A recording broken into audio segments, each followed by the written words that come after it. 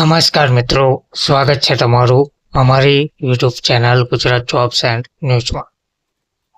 મિત્રો, આશા વર્કર તથા આંગણવાડી બહેનો માટે એક મહત્વના સમાચાર સામે આવ્યા છે. જાગૃતિ કાર્યક્રમ તે માટે યોજવામાં આવી રહ્યો છે.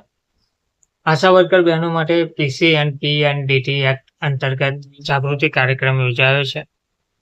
બેટી બચાવો બેટી પઢાઓ યોજનાના જિલ્લા મહિલા અને બાળ અધિકારીની કચેરી દ્વારા આરોગ્ય શાખા જિલ્લા પંચાયત ભાવનગરના સંકલનમાં ડોક્ટર બાબા સાહેબ આંબેડકર હોલ પાનવાડી ખાતે 150 આશા વર્કર બહેનો સાથે આંગણવાડી બહેનો સાથે PCNPNDT એક્ટ અંતર્ગત જાગૃતિ કાર્યક્રમ યોજવામાં આવેલ હતો.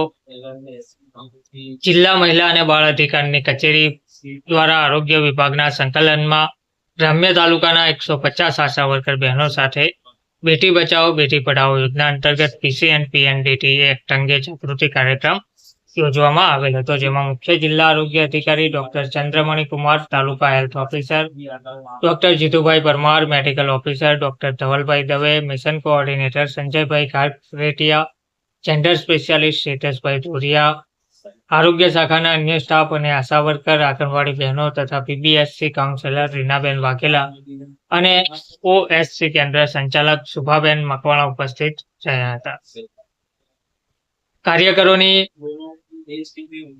કાર્યક્રમની શરૂઆત પ્રાર્થના દ્વારા કરવામાં આવેલ. ત્યારબાદ મુખ્ય જિલ્લા આરોગ્ય અધિકારી દ્વારા પ્રાસંગિક ઉદ્બોધન કરેલ, જેમાં PCNPNDT એક્ટ, ડાયાબિટીસ, BP વગેરે આરોગ્ય અને કાયદાના મુદ્દાઓ અંગે વિસ્તૃત સમજ આપેલ હતી.